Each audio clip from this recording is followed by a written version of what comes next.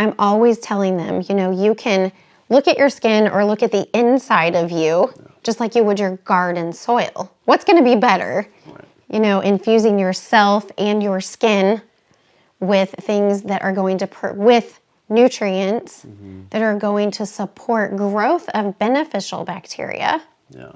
You know, and help to support everything you need with those vitamins and those minerals. How are you feeding your skin, you know, versus also internally? You know, how are you supporting and nourishing the insides so that you can glow on the outside? Welcome to the Herbalist Hour. This is where community gather, merging the power of people and flowers, the sweet and the bitter to the salty, the sour. Umami, it's time for the Herbalist Hour. Welcome back to the Herbalist Hour. Today I'm really excited to have on Karen Lynn Burr. Welcome to the show, Karen. Hi. So, homesteading. Did you grow up in like a homesteading environment? Nope. No. I didn't know. I spent the first 12 years of my life in southern Indiana on a farm. You know, lots of gardening, our own food, small rural community. And I love that. And then I moved to what's considered a suburb of Indianapolis. Completely got away from that. Gotcha. But so the homesteading community came back into my life after I graduated from the Institute of Integrative Nutrition. Oh, wow. And that's so KP Colsa? I'm sorry? Is that KP Colsa's school, or is that a different one? Okay, gotcha. No, it's in New York. And so I started as a licensed esthetician. And I never really vibed well with that because the only continuing education you get is from a skincare line. Right. You know, and it's take advantage of people's insecurities and sell them a bunch of product, and aging is not okay. Right. You know, and I'm like, I just don't really agree with this. You know, so many things, everything comes from the inside, not what you put on you. Yeah. And so I went to the Institute of Integrative Nutrition to become a holistic health practitioner. And my goal and focus with that was GI health and working with local farmers. So that's been almost like 14 years ago now. So it's like I was taking people into grocery stores and teaching them the politics of the aisles. I love that. So that was people would pay for your services, and they would take them to grocery stores and help them shop, essentially. Yeah, because I've always loved that idea. Well, you have to. Yeah. You know, if someone is battling any type of disease or sickness or chronic health condition, what good is it going to do just to say you need to make these changes without actually teaching them how? Right. You know, so we would learn the politics behind those aisles, the things that were designed to keep them sick, and then we would go shop at local farmers markets. Because in Indianapolis, we have year-round markets. And so then we got into, this is a factory farm.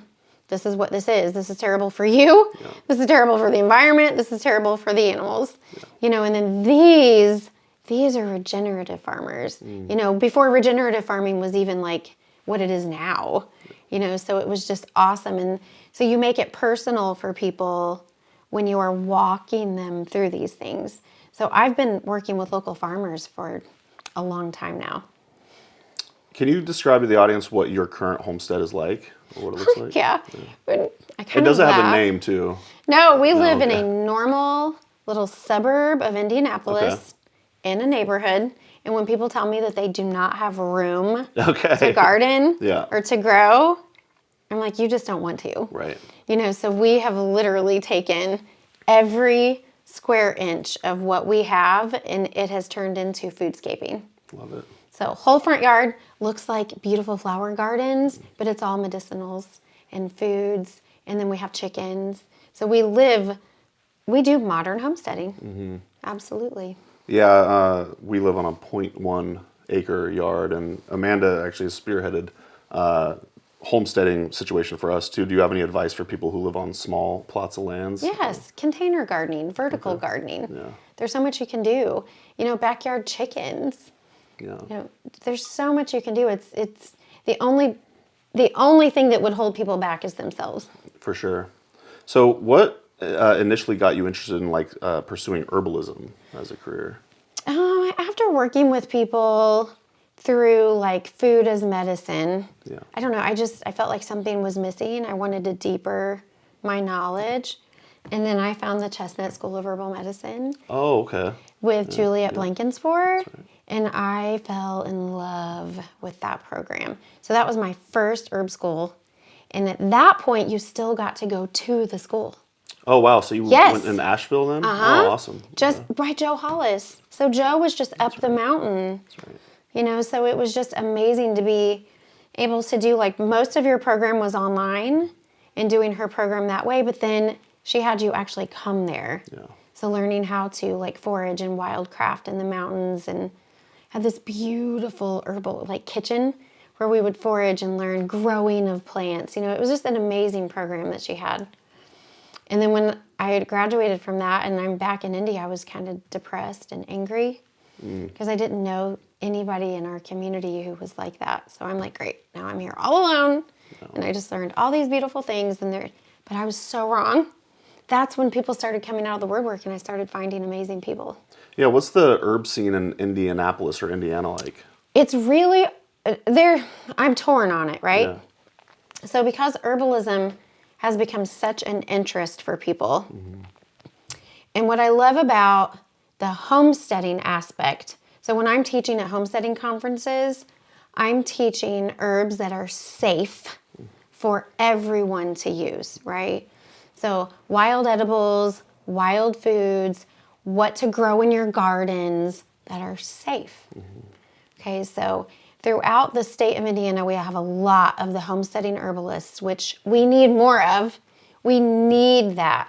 There's a lot of things that I'm seeing, though, lately where people who are not skilled or trained at all, who are also trying to be herbalists with plants that are not safe. Right. Are you talking about like Instagrammers who are trying to make There's people in our own communities who are trying to create herbal lines, and then when you ask them, because you see something that's kind of flagged, like this plant could have lots of contraindications. Right. And you're like, well, for one, that's not alcohol soluble, but you're selling it as a tincture. Right. You know, so there's certain things that I see like that. And then when you ask them, what's your herbal training? Like, who did you train under? You know, what school did you go to? And they're saying, oh, I just learned from a book. Right. Okay, that's dangerous. Yeah. So we need to bring some awareness to that kind of stuff. Yeah. But so we have a little bit of that, which is a little bit scary.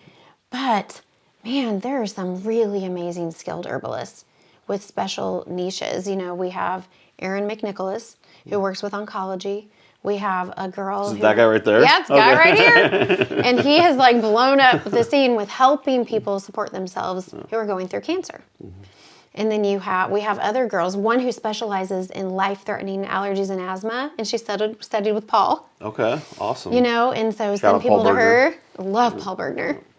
And then one who works with nothing but fertility and endometriosis. Okay. So when you find these skilled herbalists who have done the work, they've gone to the schools, they've actually studied, and you see the differences that they're making in people's lives, it's outstanding. Did you know that HerbRally started as a herbalism events website? So what we've done since, I want to say 2015, is we have listed herbalism events across the country, and we list them in chronological order, and then we separate by state as well. I got to say, I don't think I've really ever entered in a herbalism event that happens in Indiana. There isn't. So, okay, so we need to get on that. We don't have events. Right. We don't have events. We have lots of herbalists that are very skilled, but we don't have events. We travel other places. So it's a budding scene, you'd say then. Yeah, and I do want to talk about that Indiana homesteading event that you just did, and that is something that HerbRally would list, and I need to be more on top of that. So being here in the Midwest now, it's been nice to see all of the herbalists here in Wisconsin, Minnesota, Michigan. It's just a very nice scene here. But why don't you tell us about that homesteading conference? And you said you had hundreds of people attend your class, and what was that feeling like? And just experience that energy. Well, the first one was last year. I got a call from the lady, her name's Rhonda Fowler, who started that for the state of Indiana. Because homesteading conferences are huge, but they were never in our state. Yeah. Right? So she called and said, I was referred to you. Would you like to teach some wild edibles at our homesteading conference? I'm like, yes.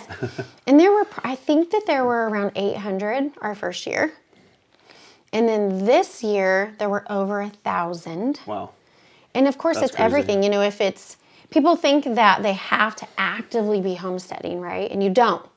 You know, there's gardening classes, there's master seed starting, you know, there's herbalism courses. So I taught 4 classes that weekend within 2 days. And then there's how to process chickens. You know, there's the animal, there's the livestock side of it, and then there's more of what I call the plant side of it. That's I saw amazing. Joel Salatin was there too. Did you meet him or hang out? I never went up to meet him. I didn't want to be the whole fangirl For thing. sure. Even though I don't think he's nothing like that. Yeah. He's so down to earth and awesome. But we did go to watch him speak, and I just love everything about his heart. He's amazing. But the homesteading scenes are amazing, and I'll tell you what, those people are outstanding. The homesteading community are bringing back that. There's so much narcissism in our world right now where people feel like they have to compete with each other instead of honor each other's gifts, right? And in the homesteading communities, it's like bartering. Yeah. Who can help who and who can serve who?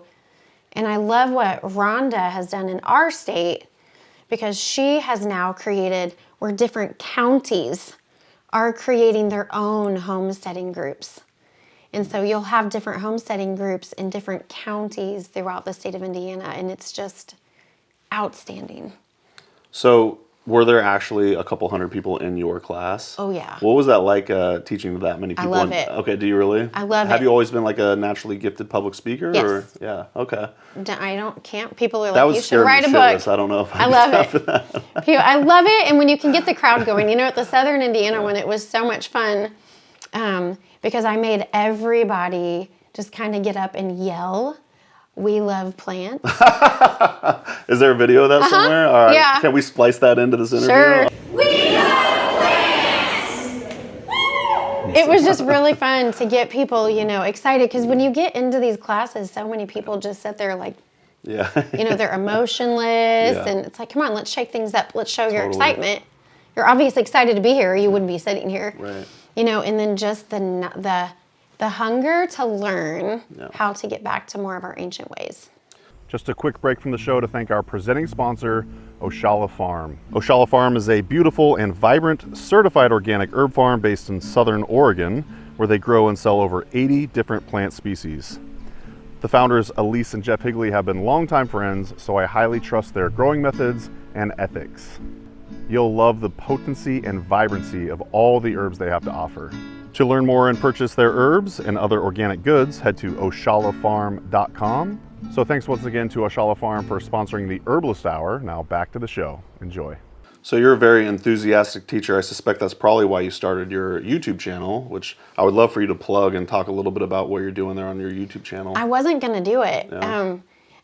We were at our first homesteading conference. My husband helps me with everything. And people were asking, do you have a YouTube channel? And I was like, no, I don't have a YouTube channel. It felt self-serving, right? And so I was like, no. Yeah, and you're then, saying like self-serving in the sense like egotistical Yes. or something like that. Oh, look at me type of thing. Yes, Yeah. and I'm not. That was I'm one like of the major you. hurdles I had it. Yeah. Yes. Totally. Oh, I'm a very community supportive people. And you can figure out real quick who is and who isn't. Right. You know, and so finally I was like, Brian, we just need to do this. Like, let's just do this. We can interview other people, you know, other farmers, other herbalists, you know, people who are out there who have a heart to serve is who I want to talk to.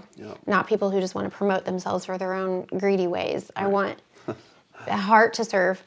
And it has been so much fun. Yeah. So much fun. Yeah, you have a lot of different types of videos. Like you said, you have interviews, you have how-to, you have culinary, you have some skincare stuff on there as well. So that's the Homesteading Herbalist Homesteading Collective. Herbalist Is Brian on there sometimes too? Oh, yeah. Awesome. He does all the fermentation in the house. Okay.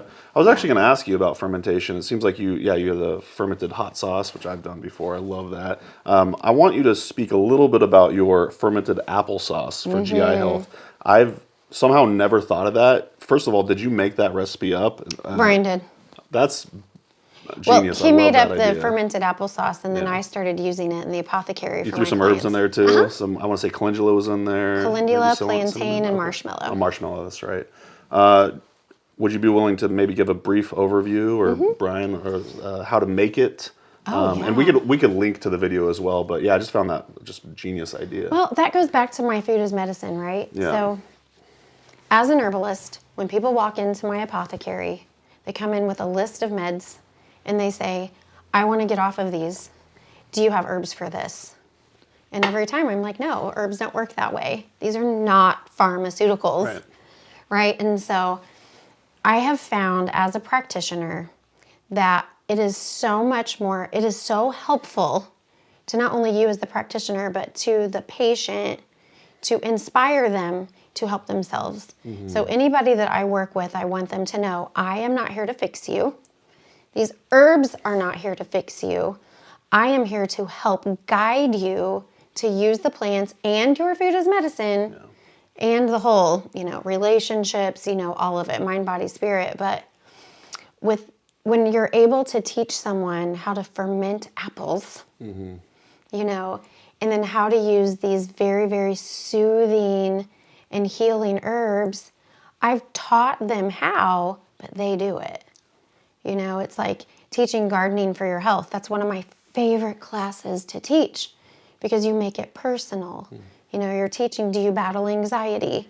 Okay, well, let's teach you how to grow these plants. How do you use these plants? There's a psychology there, right? Because now they're doing it. It's kind of like, you all have a kid. I remember when Amelia was younger, I got her in the kitchen as much as possible because I've heard that if you get them, incorporated in the cooking process, they're more likely to eat what they created. Yep. Is it kind of like that? Yeah, that's what our son does. Yeah, but yes, totally. Absolutely. Yeah. You're taking away, we're taught that you turn on a TV and a pharmaceutical is supposed to save you from something. We all know that that's not okay. But then I feel like the herbal world has become so allopathic. And it's sad to me, it's sad to me. But so to see people who will send me an email or call me and say, this has been so helpful when I start to feel anxious or I don't feel well, I love being able to go out and make my own tea from the plants that I grew. Yeah. It's a psychology.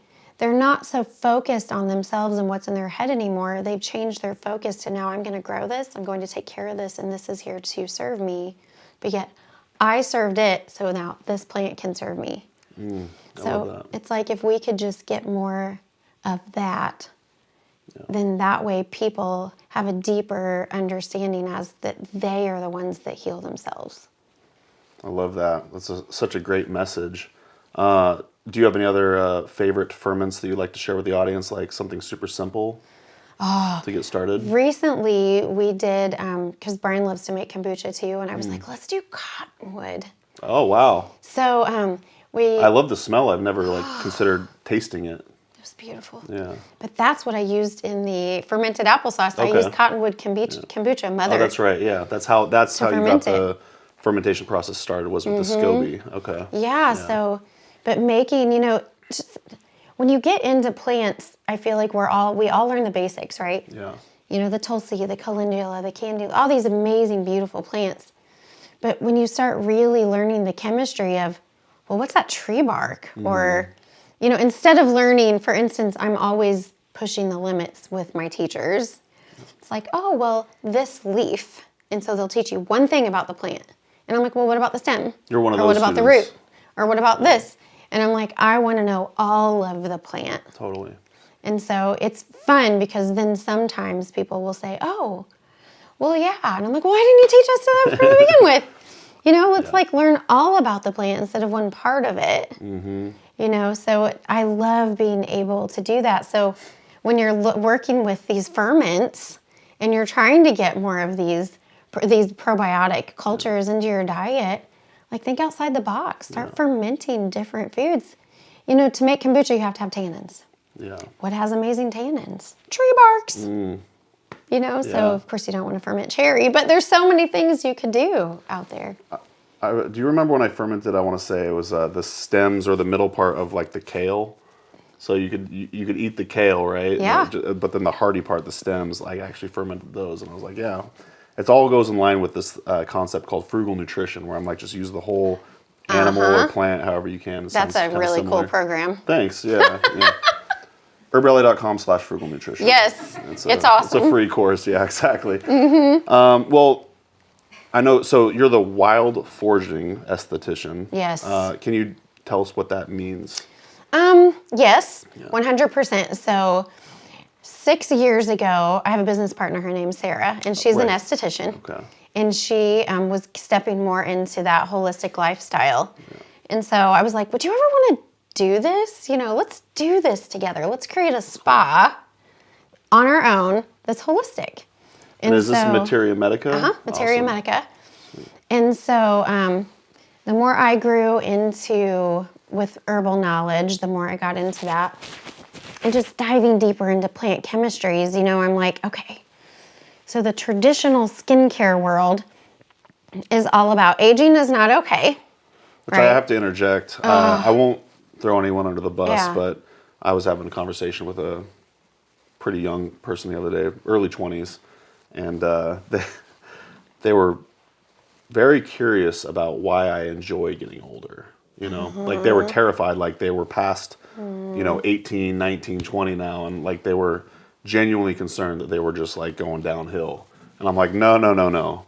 The older I get, the better I feel, the more I love life. So what you're talking to right now really speaks to my heart. So, but please continue. Well, it's that superficial world, you know, to where in the spa industry, in the skincare industry, everything is so skin deep. Yeah. Everything is about, the latest topical, the latest procedure. It's just so sad to me. Yeah, right. When I said that, you were like, "Aw." Yeah. Like you felt pain for that person. I did. Yeah. Because it's sad. Yeah. And so as a wild foraging esthetician in my treatment room, and I make all the skincare there that's wild crafted, it's always what I've grown in my gardens or what I've literally foraged. This year, one of my favorites was a wild grape lotion. Sounds lovely. And I fermented wild grapes with that tartaric and malic acid, and I fermented it in honey. And it made the most amazing treatment for acne and inflammation on the skin. Wow. You saw the results? Wow. Yes, and so like in my gardens, I have plants that are for fungal infections, yeast, bacterial.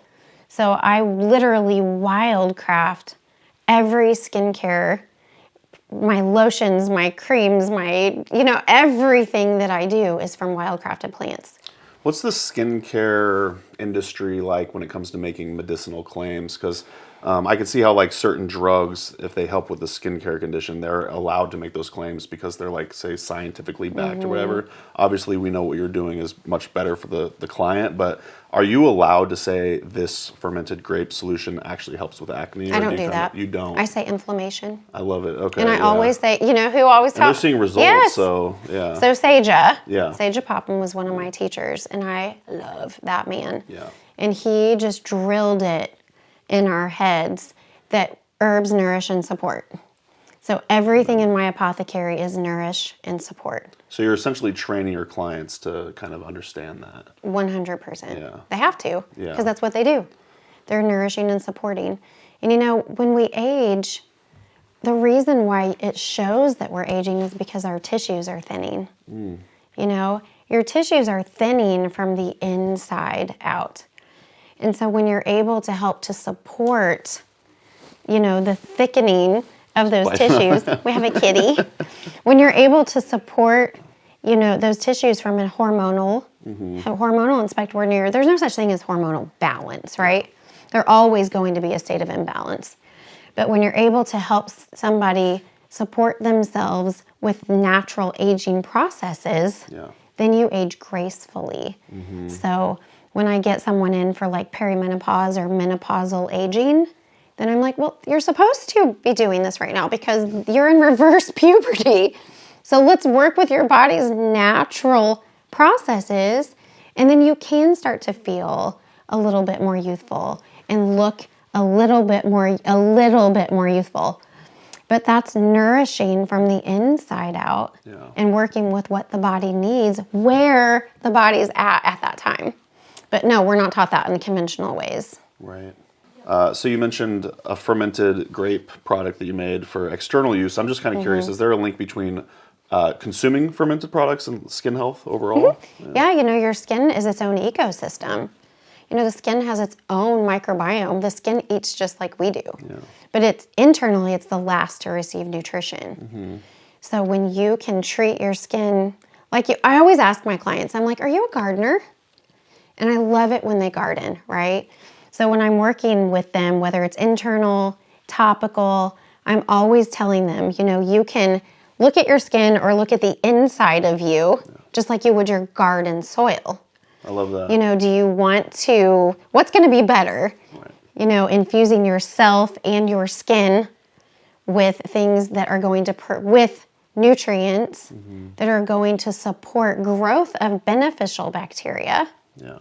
You know, and help to support everything you need with those vitamins and those minerals. How are you feeding your skin, you know, versus also internally? You know, how are you supporting and nourishing the insides so that you can glow on the outside? Totally. So when you can talk to a gardener or a farmer or somebody who understands soil biology like that, then they understand. I'm like, if you're junking it up, any skincare line is going to sell you on, you know, the first few ingredients. Right. You know, they're greenwashing and all of these things. And I'm like, yeah, but what are they preserved with? And then you look down and there's like 5 preservatives. Yeah. And I'm like, I'm trying to help people rebuild beneficial bacteria on their skin, not deplete it. Yeah. So in my teenage years, I struggled big time with acne. And that's obviously you're going through so many changes. You're afraid of everyone's judgment and everything. Definitely not an easy time. So I presume you get a lot of teenage clients. Is there like an all-encompassing thing you're able to like offer to, say, if there's a teenager watching this, like some sort of regimen they could use? Or just for instance, I remember for a little bit that my parents had me on tetracycline. Yeah. Yeah, which didn't do shit for me. No, it won't. In fact, I would say I got worse. And go figure, I was on the standard American diet at the time too, eating incredibly horrible food, like, you know, Twinkies and shit like that. And I'm just wondering, do you have any advice to offer to the teenager there out there that's struggling, or words of encouragement or anything like that? Yeah, I see a lot of teenagers. We always go over diet. You have to go over the diet. And that's always real fun when you get the eye roll from the 15-year-old who lives their ice cream and all their junk. And they probably don't even believe that it has any effect. Like, why would food affect you? I have one teenage boy who's 15 who actually gets it. But cool. Yes, we go over like the cascade of sugar, their hormones, how you know, anything with their insulin is going to spike those androgens in their skin. So the link between insulin and androgen, and then P. acnes, the bacteria, how it all feeds into it. I always try to teach them how they can make all their own favorite, you know, bake your own pies, your cookies, all of the junk foods that you would want. Let's just swap out your ingredients, right? Yes. You know, so that way they don't feel like they can't have things. You know Michael Pollan? Oh, yeah. Yeah, I'm a big fan. And I remember him saying, I'll eat anything as long as I'm making it myself. Yep. It kind of reminds me of that. Yeah. So people don't want to be told all the things they can't have, especially a teenager. So just swapping out ingredients. So then you're helping with the inflammatory process. And then I help to support insulin levels and bacteria at the same time, depending on where we are. So when I'm working with acne, I always look at it as kind of like a 3-part system, right? So I always look at it as a bacterial, fungal, and viral. So just all of my formulas are already created for all 3. Okay. For all 3. That way we're working at it with all 3 angles. I customize all their skincare and I keep it so basic. Yeah. Super basic. You don't need all these products, to where we're working with inflammation, bacteria, fungal, viral, topically, and internally. So it's always like a 3-part system. But, you know, if people can just stay off the antibiotics. Yeah. For the Is that what tetracycline is? Yes. Yeah. It's like stay off the antibiotics. You know, even if they do work, they're going to work such a short term. Yeah. And you're messing with your immunity. You're messing with your immune system. Right. And so in the long run, it's only going to get worse. Yeah. And then stay off of these harsh products. You know, these harsh products are just, they're destroying skin tissue is what they are. Is that like the specific acne facial washes and There's stuff so like many. that? Yeah. They're also, you know, you'll get things with like salicylic acid. That's not real. It's genetically engineered now. Right. So it's like, it's not even real. So when you can take these plants from nature and you can extract real salicylates, Yeah. you know, to be able to help these people topically, that's where it's amazing. That's where you really see changes take place with people. Do you ever recommend people use, if their skin is already in like decent condition, like just standard like rubbing oil into their face? Like I'll use jojoba or olive oil sometimes. Is that any benefit to that? Absolutely, as long as it's real. Yeah, right. You know, like cold pressed, Yeah. certified organic extra oils. virgin. Okay, yeah. Yeah, we like jojoba quite a bit. I don't know if you have any thoughts on the jojoba oil. Yeah, it's great. Yeah. It's actually the closest oil to ours. You Oh, know, really? Our natural sebum production. Oh, wow. Okay. That's neat. What about like astringents and stuff like that? Like I like to use rose hydrosol and stuff like that. I love rose hydrosols. Okay. I make my own. I make a lot of my own with tree barks. Yeah. So I love tree barks. I love using willow bark and willow leaves. Okay. Those are all because of the astringency, or? But yep. Okay. And one of my favorites has been persimmon leaves. Okay. Never tried that before. Well, why don't we stick on skincare a little bit Okay. longer? Would you be willing to share kind of like what your routine is? Yeah, so I like to keep things basic because we just don't need a lot.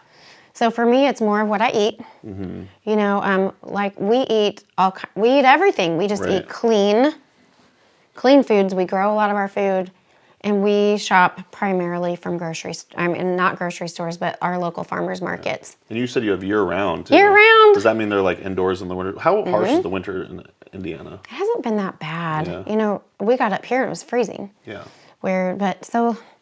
I mean, maybe the coldest that it's been the last few years is in the 20s, and it doesn't stick around. It's been more of like 30s, 40s. Yeah. So, but yeah, we have indoor markets Sweet. year round, and the farmers use a lot of grow tunnels. So that way we're able to keep all those local foods coming. But we know, we're friends with our local farmers. We know where our meat comes from. We know where our vegetables come from. We know that they're not using pesticides, you know, so. You did a really cool tour with that guy with the giant beard on your YouTube channel, yeah. So he's you cool. buy from them? No, because he's 2 hours south of I us. see. Gotcha. But he's a farmer that we met who is he's doing some cool things. He seems like a rad dude. And to see the changes that guy is going to continue to create, I just saw it the first time I met him, and I was like, you have this heart that people need to know about. But yeah, so as far as skincare goes, for me, it's your nutrition. Yeah. You know, you've got to eat well. You just have to. And then topically, it's pretty basic. I make all my own facial cleansers, all of them. And then I do fun like cleansing gels that are very hydrating that I use rose quartz crystals in. So they're very hydrating, but exfoliating at the same time for people. And I only make those through the winter months because they're just too heavy for the summer months. Is the exfoliation coming from the rose quartz Yes. crystal? Okay. Wow. It's really cool. So never they're heard that all, of before. course, That's neat. herbal infused. Sure. With everything. I just have shelves in the apothecary of just infusions everywhere. It's like you said, a mad scientist lab, but Sounds like a magical place. it's really cool that I've outgrown. I've so outgrown it, but yeah. And then I make what's called herbal tea lotions. Okay. So I'm constantly playing with different formulas and different plants to extract those plant chemistries so that they can absorb into your skin. And my favorite mask that I've made, and I share this recipe with everybody, is cottonwood bark with okra. Cottonwood bark, okra, lavender, and a clay. You know, whatever clay you want, rehousal, calcium green. clay, any of them. Yeah. But blending that together, because anybody can use it. Yeah. And it's so nourishing for the skin. And so I keep that one on the shelves at all times. How are you getting the okra? We grow it. Really? That's awesome. We grow everything. Okay. So Very cool. like I said, you know, it's You ever taken make us. gumbo with it? No. Oh, okay. I don't really enjoy eating okra. Okay. But Very I grow slimy. it. Well, people don't realize that mucilage is so healing, just like marshmallow. Totally. Same plant family. Yeah. So it's just outstanding. I'm like, there again, think outside the norm, right? You know, we grow a lot of marshmallow, but I don't want to kill my plants, so I use the leaves. Yeah. So I use the above ground parts of all of our marshmallow plants, and then I use the okra for anything that I need with that amazing mucilage. And magnolia leaves are amazing for that too. I want to say I saw you harvesting that on Instagram recently. Yeah.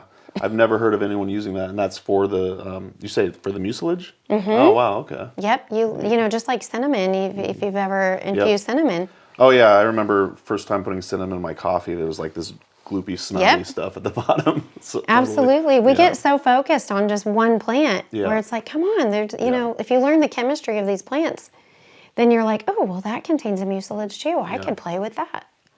Totally. So it's so much, you know, I get a lot of infants with eczema, right? And because of our environment, it's common. Yeah. It's just so common.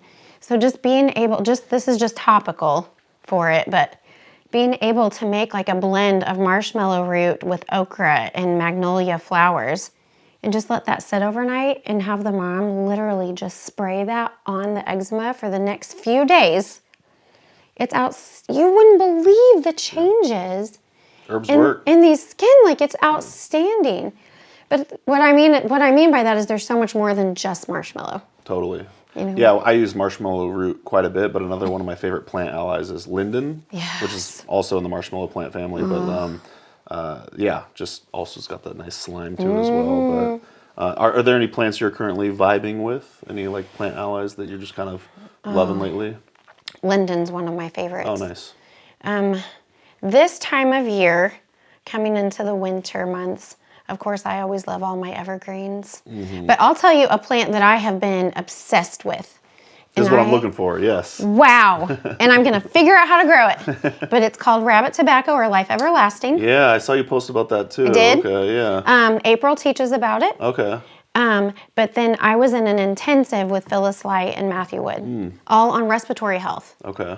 Okay, and so I'm in this intensive and they're talking about rabbit tobacco. And then Tommy Bass, if you've heard of Tommy Bass, unfortunately, never got to know him before he passed away, is one of my favorite herbalists. And so I have all of his, his book and all of his stuff. And so he would always talk about rabbit tobacco. And then this year, I ended up extremely ill. And to the point where I started to develop, I had they called it severe acute asthma that came from a respiratory virus. And then I'm listening to Matthew and Phyllis, and that plant comes up again. And Matthew Wood's talking about it using for asthma. So I'm like, Brian, I got to find this plant. I've never seen it in Indiana, ever. And I'm talking to my other herbalist friends. Nobody has seen it. So I found a wild crafter in Tennessee. We ordered 2 pounds of it. And so I've been nebulizing it, drinking What does that mean? Nebulizing it, so making a decoction and then putting it in a nebulizer and breathing it in. Oh, wow, okay. So that plant has medical claims where it has been proven to where they were actually using it for people who did have COVID in the southern states, where they would nebulize it and they were finding that it was healing damaged lungs. Wow. Because it thickens tissue. Wow. And it's a specific remedy for all things respiratory health. Okay. And so I started nebulizing it and drinking it as a tea and then making herbal blends at the apothecary. And I cannot believe the results of this plant. That's amazing. How a little girl came in this week who had that horrible, deep asthmatic cough. And her mom wrote me a note later the next day that after nebulizing it and having some of the tea blend, she didn't cough. Her cough went away. Are you telling me herbs work? Heck yeah! We know they work! Do you still get surprised when you see results like this? Like, yes! I get so excited hearing about it. Every single time. Yeah. And when people were like, oh, that Brian's herb... got something to say. Yes. I'm just going to interject Oh. real quick. Things, I swear, it's like God uses her. Yeah. Like, He uses everybody. You just have to Amen. pay attention. Afflicted with some kind of like weird something. Like she battles Lyme's as well. I have So Lyme she- disease. Oh, wow. So she it's almost like she weaponizes herself. Like she learns to like heal herself and then she like sends it out into the community. It's the weirdest thing, but she is like it's your she's gift. done it countless times. Like I could, just hundreds of people she's helped. That's why I don't like protocols. Ways. Yeah. It's insane. It really is. She's crazy. It's true. I was so mad. She was. Yes. We were at like a really good like eating pizza, just having a really nice time. And she took a bite of a pepperoni while she had this respiratory virus, and the spice like lit her up, and she started coughing.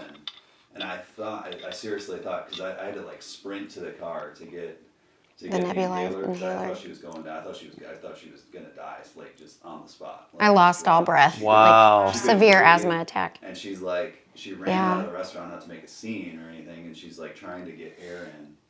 And I came back with that inhaler, and she hit that a couple times with a butyrol, and we don't like using hardcore. It's life saving when you need it. Yeah, right. But there's times where it's got to happen, and thankfully everything worked out. But that stuff happens to her, and she will find plants and she will find methods and things. It's wild. Yeah. But that's what we're supposed to do, right? Yeah. So yeah, I have seen. We were sitting in the pulmonologist's office, and I start to cry because I'm mad, like I'm angry, and I was like, I'm figuring out a way. People are gonna learn better ways to deal with this. So that plant is phenomenal. Rabbit tobacco. Yeah. And anybody who battles with any type of respiratory distress needs to know that plant. And I love Phyllis Light. She's one of my favorite teachers. And I reached out to her asking, like, where can I find this plant? And she was trying to figure out where people could find it because they were having a hard time finding it that year. It's in the Asteraceae plant family. I was wondering. Wow. We're 100% positive in the 2 pounds that we got from Tennessee that there are seed heads in there. Okay. So we're gonna try to figure out how to grow it. Oh, nice. So does it like the South?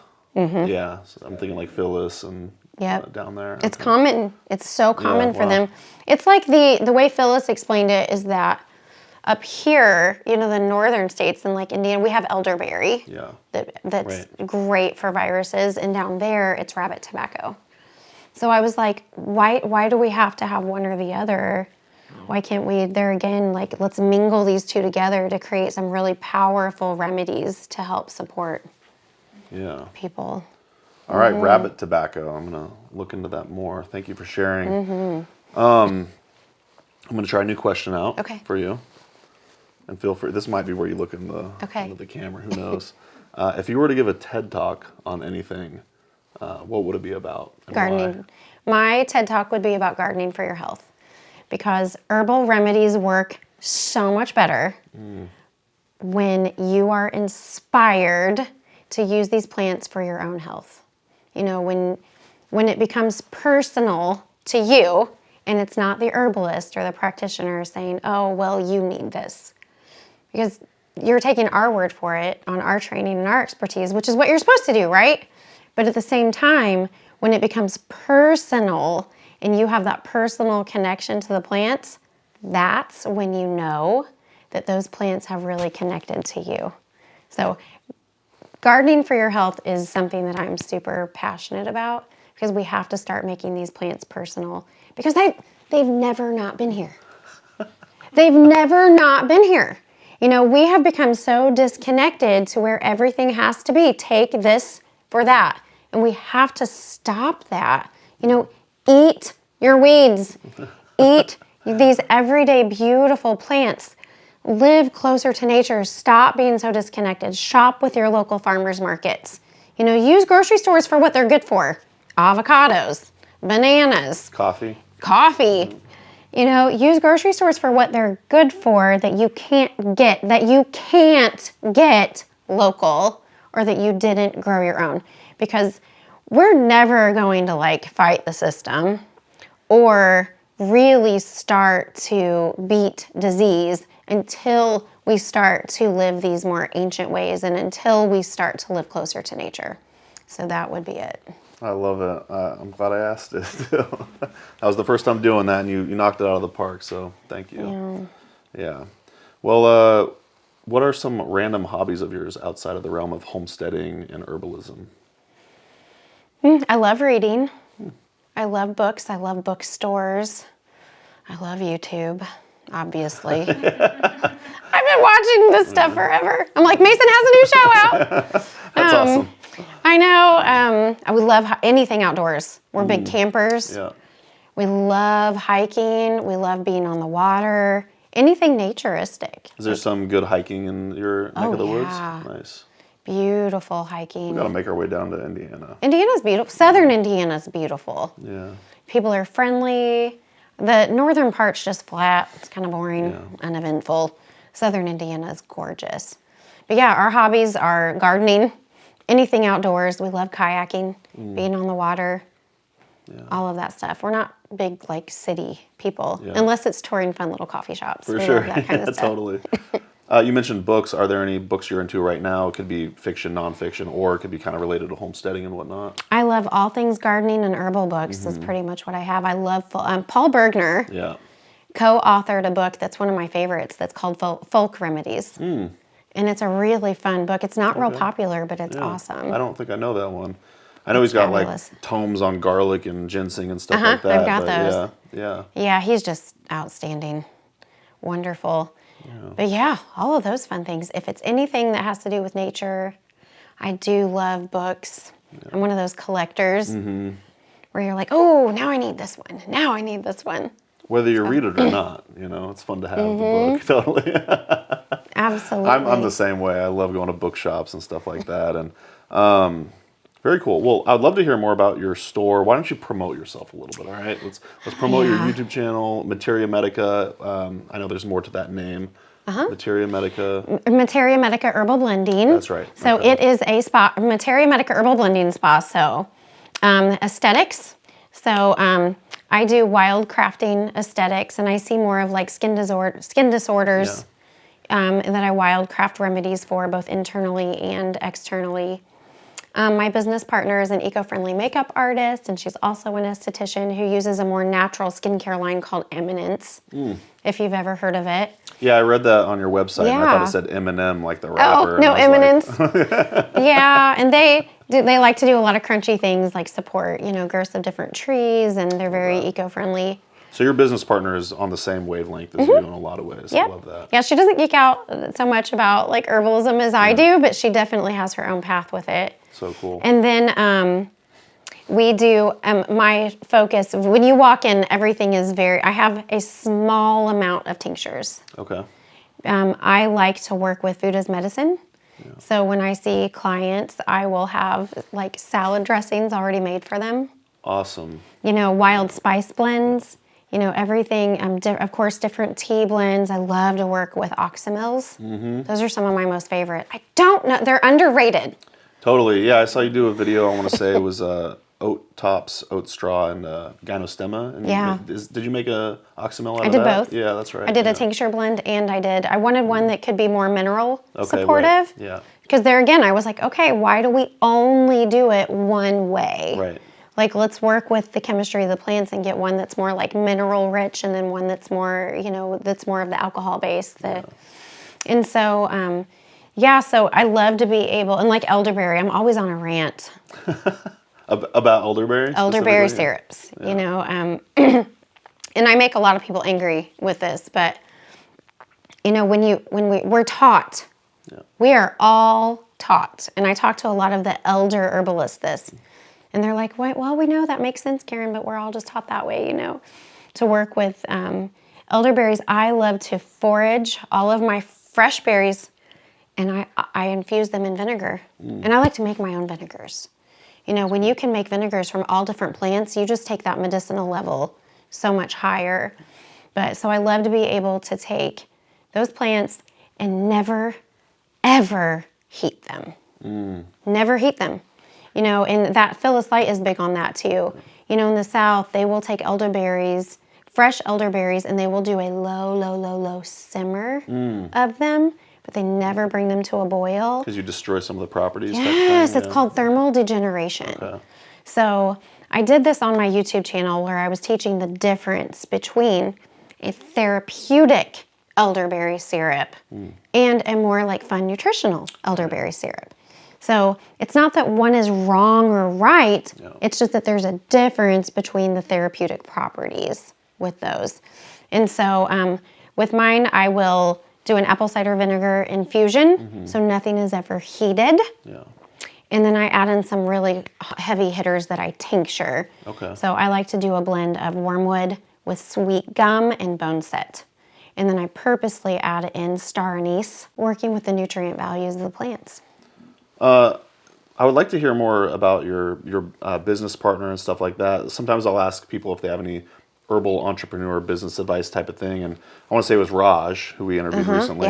He suggested his advice was to get a business partner if you're early in your journey. Or do you kind of recommend the same thing? Sarah's really good at things I'm not. Yeah, totally. You know, so we will complement each other. Sarah's very clerical. She's grounded. I am not. I will come up with like, I'm very Vata. I'm Vata Pitta. She's very Kapha Vata, right? So she's very creative. She's very grounded. She's slow and cool and collected. And I am way up here vibing like this constantly. That's like me and Amanda's relationship. Yes. So I can be like, Sarah, blah, blah, blah. I had all these ideas and blah, blah. And she'll like, okay. So she'll take words that I've spewed and turn it into something beautiful. You know, she runs the website. She does all of the things that need to be, she's a little bit more introverted. And so I'm super extroverted, but together I feel like we complement each other very well. Very cool. Very well. So yes, when you have someone who can complement you, that is outstanding. Absolutely. All right. Well, where should folks learn more about you and your work? Well, I have the YouTube channel, the Homesteading Herbalist Collective. Go subscribe right now. It's fun. It's newer, but we have a lot of fun with it. You're already up to 300 subscribers after a few months. That's awesome. I love it. I guess. I'm new to this world. It's super fun. And then Materia Meda Spa.com is our website. We'll post events on there, and our social media. I'm very active on our Instagram. So it's Materia Meda Herbal Blending. Very active on there. And yeah, that's about it. I like that name, by the way. Materia Meda? I've never heard, I mean, I know what that is. I've never heard someone use it as like their business name and stuff. Yeah, our son was in pastry classes, and I was sitting reading a book one night, and I was thinking about what can I name this, you know, and I was like, that's it. Yeah, that's it. And I sent it to Sarah, and I was like, I found it. Materia Meda, and she's an artist. Well, she's also an artist, like a legit artist. So she created our logo. Nice. Yeah. Awesome. And so she's that very artistic mind in that way. And my artistic, I'm very artistic in a different way. Sure. Yeah, it's like me and Amanda. Amanda's good at like Photoshop and stuff like that. I'm good at Microsoft Paint. Okay. You know what that is? Nope. Oh, okay. No. It's like an art program from the 1980s or something. Yeah. Anyways, this has been a lot of fun. I'm glad we got to meet in person. Yes. Did you have any closing thoughts for the audience before we get out of here? If you love plants, find your connection with them. And in order to live a truly healthy life, stay away from negative people. We do not need people to drain us. Be careful what you fill your head with, because sometimes you can't get that out. And always, always try to live as close to nature as possible. Beautiful. Thank you so much, Karen, for joining me on the Herbalist Hour. Thank you for having me on. I was so excited. Absolutely. We'll see you in the next episode. Bye. I'm so excited. Yes. It's like my favorite show. Thanks so much for watching today's episode of the Herbalist Hour. If you enjoyed it, please give it a thumbs up. And if you want more great herbal content, be sure to subscribe to our HerbRally YouTube channel. If you enjoy these Herbalist Hour episodes and you'd like to join us live, you can do so by becoming an HerbRally Schoolhouse member. Learn more at herbrally.com/schoolhouse.